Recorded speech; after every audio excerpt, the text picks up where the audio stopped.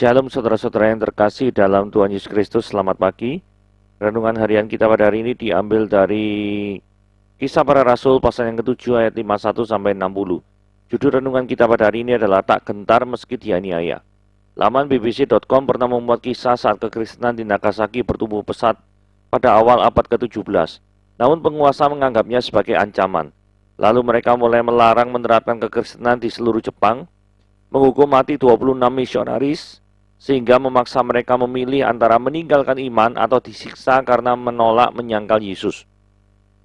Tujuan utama penyiksaan ini bukan untuk membunuh, tapi guna untuk mematahkan iman mereka, ucap Profesor Simon Hull, ahli Katolik Jepang di Nagasaki, Junshin Catholic University, saat memberikan komentar tentang peristiwa kelam itu. Stefanus merupakan contoh martir yang patut diteladani. Dia tidak gentar menghadapi ancaman rajaman batu dari orang-orang yang membenci pengikut Kristus pada masa itu, karena kebenaran yang diyakininya. Sebelumnya dia menyatakan pembelaan imannya di hadapan sidang mahkamah agama tanpa keraguan sedikit pun. Bahkan menegur para pemuka agama yang disebutnya keras kepala, keras hati, tuli, bahkan selalu menentang Roh Kudus. Imannya bahkan memampukan Stefanus untuk berseru agar Allah jangan menanggungkan dosa yang orang banyak perbuat terhadap dirinya. Sebagai pengikut Kristus, Stefanus meyakini kebenaran yang tidak dapat dirampas oleh apapun. Bahkan penganiayaan dan maut sekalipun tidak akan menggentarkannya. Iman seperti inilah yang bekerja dalam diri para pengikut Kristus di Jepang. Seperti ilustrasi di atas, yang Allah harapkan juga terlihat dalam kehidupan kita. Rindukah kita memiliki iman yang seperti ini? Dalam iman yang sejati ada keteguhan hati untuk bertahan sampai akhir hayat. Pembahasannya ya, mengapa ketika saya berbuat kebenaran, malahan saya mendapatkan malapetaka? Nah ini kan aneh ya. Harusnya kalau orang berbuat kebenaran kan ya diberkati toh ya, hidup sukses, bahagia, sejahtera. Terkadang kok kejadiannya itu tidak seperti itu. Justru orang yang membela kebenaran malah mendapatkan malapetaka. Why this happen? Mari kita lihat Kisah Para Rasul ayat pasal yang ke-7 ayat 54 sampai ke 60. Ketika anggota-anggota mahkamah agama itu mendengar semuanya itu, sangat tertusuk hati mereka. Maka mereka menyambutnya dengan gertakan gigi. Tetapi Stefanus yang penuh dengan Roh Kudus menatap ke langit, lalu melihat kemuliaan Allah dan Yesus berdiri di sebelah kanan Allah. Lalu katanya, "Sungguh aku melihat langit terbuka dan anak manusia berdiri di sebelah kanan Allah." Maka berteriak-teriaklah mereka dan sambil menutup telinga, serentak menyerbu dia. Mereka menyeret dia keluar kota lalu melemparinya. Dan saksi-saksi meletakkan jubah mereka di depan seorang muda yang bernama Saulus. Sedang mereka melemparinya, Stefanus berdoa, katanya, "Ya Tuhan Yesus, terimalah rohku." Sambil berlutut, dia berseru dengan suara nyaring, "Tuhan, janganlah tanggungkan dosa ini kepada mereka." Dan dengan perkataan ini, meninggallah dia. Oke, apa yang sebenarnya ingin disampaikan oleh Stefanus, gitu ya? Kita ingin lihat ayat 54 ya. Mendengar semuanya itu sangat tertusuk hati mereka. Mereka itu adalah anggota-anggota mahkamah agama. Nah, sebenarnya apa sih yang terjadi sih? Kalau kita tiba-tiba baca kayak gini kan nggak ngerti tuh, latar belakangnya apa nih? Latar belakangnya di Kisah Para Rasul 6 ayat 13 sampai 15. Stefanus ini bersoal jawab gitu ya dengan orang-orang mahkamah agama, orang-orang ahli Taurat itu ya. Nah, terus kemudian mereka tuh tidak bisa jawab. Mereka tuh kalah bantah-bantahan sama Stefanus, kalah debat lah istilahnya kayak seperti itu. Karena kalah debat, maka mereka menggunakan cara-cara licik, yaitu mereka itu memajukan saksi-saksi palsu di ayat 13. Saksi-saksi palsu ini tujuannya ngomong gini ya. Orang ini terus-menerus mengucapkan perkataan yang menghina tempat kudus ini. Tempat kudus ini maksudnya bait Allah ya. Dan hukum Taurat. Sebab kami telah mendengar dia mengatakan bahwa Yesus orang Nazaret itu merubuhkan tempat ini, merubuhkan bait Allah. Dan mengubah adat istiadat yang diwariskan oleh Musa kepada kita. Saudara, ini penting sekali ya. Isu ini gini loh. Yesus orang merubuhkan tempat ini. Benar, Yesus pernah ngomong, "Rombaklah bait Allah ini, maka aku akan membangunnya dalam 3 hari." Maksudnya itu berbicara 3 hari, itu bicara tentang kematiannya dan kebangkitannya. Tapi mereka gagal paham, gitu ya. Nah, kemudian perihal tentang mengubah adat istiadat yang diwariskan oleh Musa kepada kita. Yang berbicara tentang salvation by faith, true faith, gitu ya toh. Sebenarnya apa yang disampaikan oleh Musa itu juga sama, cuma mereka tuh salah tangkap. Mereka mungkin berpikir bahwa salvation by works, yaitu keselamatan melalui perbuatan baik, melalui pekerjaan-pekerjaan. Padahal di dalam perjanjian lama itu sudah diajari bahwa tidak ada seorang pun yang bisa ke ruang kudus, ruang maha kudus, tanpa mempersembahkan daripada korban bakaran. Tidak ada. Jadi pesannya gini ya, seseorang yang mewakili manusia untuk menghadap pada Allah, itu harus disucikan terlebih dahulu. Berarti ini ada konsep penebusan. Yang seharusnya mati kamu, tetapi ini yang dikorbankan adalah hewan. Yaitu kambing domba lah, lembu sapi, dan lain sebagainya ya. Dan yang dikorbankan itu harus sempurna. Jadi tidak boleh cacat. Itu artinya apa? Salvation by works? Oleh pekerjaan? Tidak. Oleh perbuatan baik? Tidak. Tapi keselamatan memang kita menganut yang namanya progressive revelation. Jadi wahyu yang semakin lama semakin jelas. Mungkin dalam perjanjian lama itu belum jelas, tetapi di dalam perjanjian baru lama-kelamaan jadi lebih jelas. Gitu ya. Nah, kemudian kejadian 7, Kisah Para Rasul 7 ayat 1 sampai 47 ini panjang lebar ya. Cerita tentang dari Abraham apa nih, kalau memuat di sini terlalu panjang ya. Tapi intinya kayak gini ya. Tuduhannya tadi kan gini ya. Mereka tuh mengagung-agungkan bait Allah. Dan Stefanus ngomong, seolah-olah bait Allah itu gak penting. Yesus saja nanti akan merobohkan dan lain sebagainya. Gitu ya. Padahal yang dimaksud Yesus bukan merobohkan bait Allah secara fisik. Tapi yang dimaksud adalah kepatian dan kebangkitannya. Nah, jawaban Stefanus seperti ini. Yang maha tinggi itu tidak diam di dalam apa yang dibuat oleh tangan manusia. Artinya, Allah itu lebih besar. Allah itu lebih penting daripada bangunan bait Allah. Ayat 49 dikatakan gini, langit adalah tahtaku, bumi adalah tumpuan kakiku. Rumah apakah yang kamu dirikan bagiku? Demikian firman Tuhan. Kalau mau dibandingkan rumah bait Allah, ambil langit sama bumi ya beda jauh kan ya. Terus tempat apakah yang akan menjadi perhentianku? Jadi intinya daripada jawaban Stefanus itu gini loh. Kamu tuh salah kalau kamu tuh mengagungkan bait Allah. Salah. Kamu tuh harus mengagungkan Allah penyembah yang tidak mungkin dibatasi oleh hanya bait Allah saja. Karena langit itu tahtanya, bumi tumpuan kakinya, gitu loh. Kemudian ayat 50 dikatakan, bukankah tanganku sendiri yang membuat semuanya ini? Hai, nah ini teguran Stefanus ya. Hai orang-orang yang keras kepala dan yang tidak bersunat hati. Karena apa kok disinggung tidak bersunat hati? Karena mereka mengagung-agungkan sunat lahiriah. Tetapi hatinya tidak bersunat. Tidak bersunat hati dan tidak bersunat telinga. Kamu selalu menentang Roh Kudus. Sama seperti nenek moyangmu, demikian juga kamu. Ayat 52. Siapakah dari nabi-nabi yang tidak dianiaya oleh moyangmu? Bahkan mereka membunuh orang-orang yang lebih dahulu memberitakan tentang kedatangan orang benar, yang sekarang telah kamu khianati dan kamu bunuh. Jadi setiap kali orang memberitakan kebenaran, tapi karena tidak cocok sama kemauan atau tendensi mereka ya dibunuh. Ayat 53 dikatakannya, kamu telah menerima hukum Taurat yang disampaikan oleh malaikat-malaikat, tetapi kamu tidak menurutinya. Ini disampaikan pada mahkamah agama yang seharusnya menjunjung tinggi spiritualitas. Tetapi yang terjadi adalah mereka justru menginjak-injak spiritualitas. Ini adalah suatu ironi yang sangat besar sekali. Ayat 55. Tetapi Stefanus yang penuh dengan Roh Kudus menatap ke langit lalu melihat kemuliaan Allah dan Yesus berdiri di sebelah kanan Allah.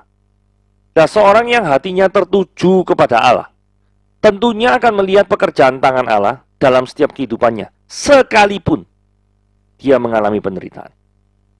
Ini penting. Jadi kunci daripada seseorang selalu melihat kehadiran Tuhan, melihat campur tangan Tuhan dalam kehidupannya itu, yang selama ini engkau pandang, engkau fokuskan kehidupan ini itu kepada apa dan kepada siapa. Dan sebaliknya ya, seseorang yang dipenuhi dengan kebencian, maka akan selalu memandang dunia ini dengan negatif. Tidak bisa menanggap hal positif di dalam setiap peristiwa. Tidak bisa. Saudara, ini ibarat dengan gini ya. Ada orang yang mengatakan, kok gelap ya? Lampunya dinyala no. Gelap masian ngawur ini. Lampu nyala ini, lampunya mati nih. Lampu nyala no gelap. Saudara tahu toh, bisa menebak kan? Seberapa banyak pun lampu yang dinyalakan, ya tetap gelap. Matanya pakai kacamata hitam kok. Ya tetap gelap. Ya toh? Nah, jadi ini adalah suatu contoh. Kalau dalam kacamata, dalam pikirannya orang itu tuh sudah hitam, apapun yang dilihat itu hitam. Sekalipun lampunya itu ada 100, dia tetap ngomong hitam. Karena matanya itu pakai kacamata hitam. Jadi, saudara perhatikan baik-baik.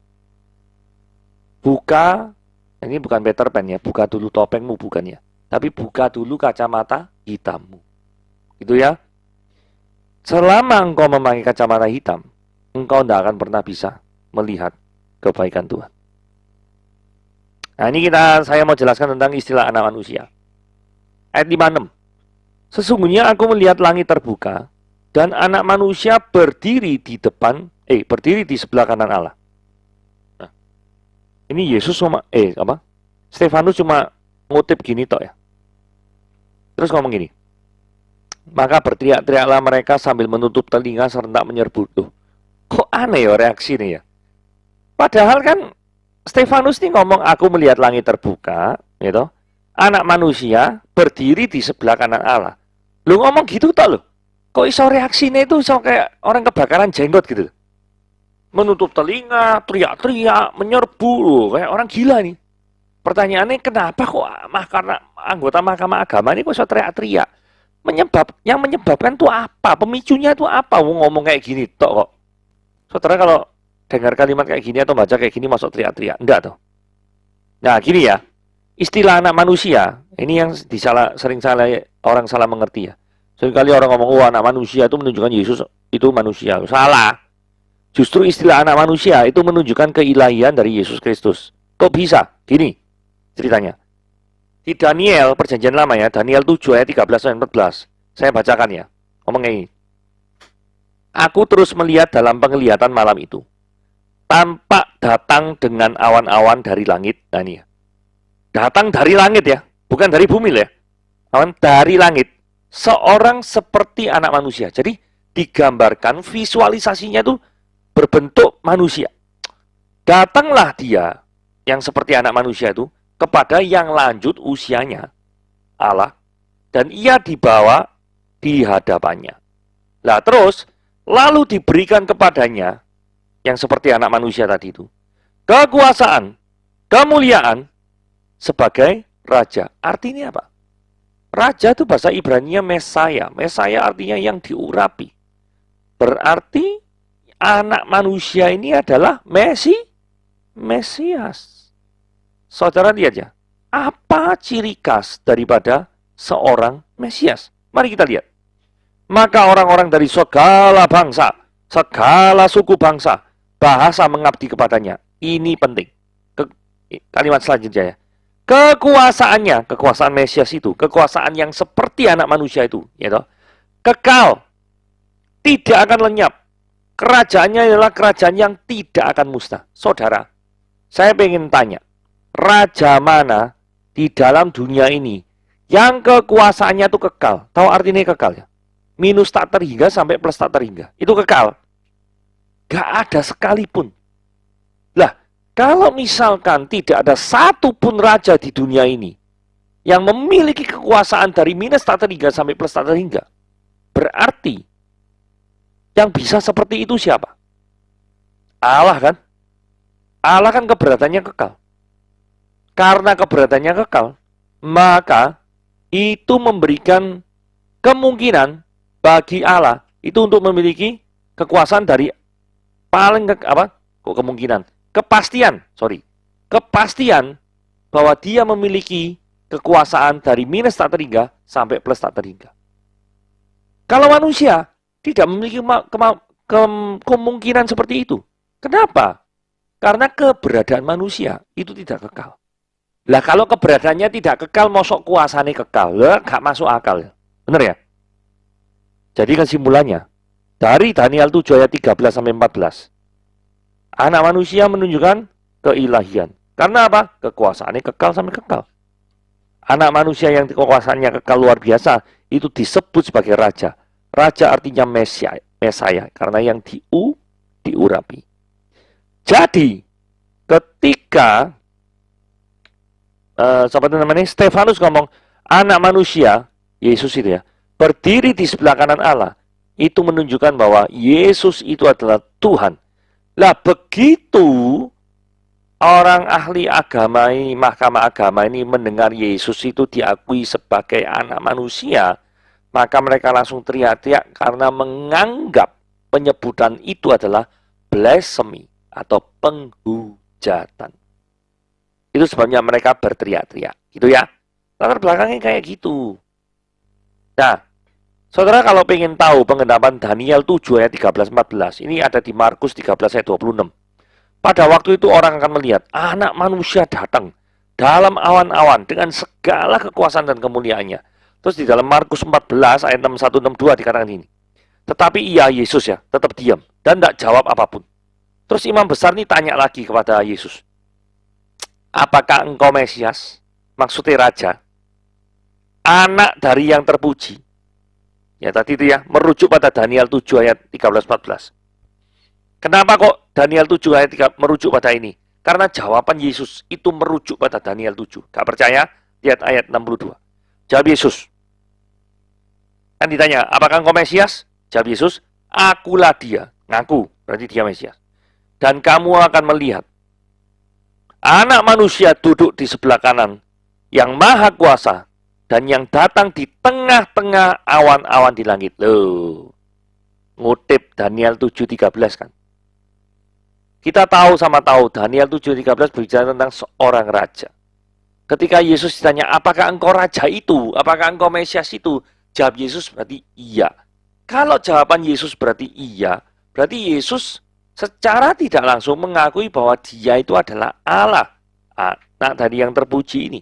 Itulah sebabnya orang menganggap Yesus itu menghujat Allah karena menyamakan dirinya dengan Allah. Begitu ya.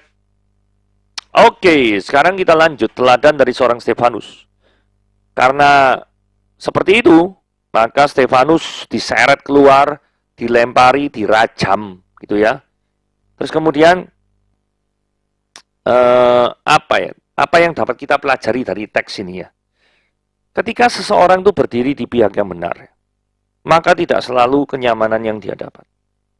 Malahan terkadang malah petaka yang dia dapat. Tidak selalu. Ini orang yang hidup benar banyak ujiannya.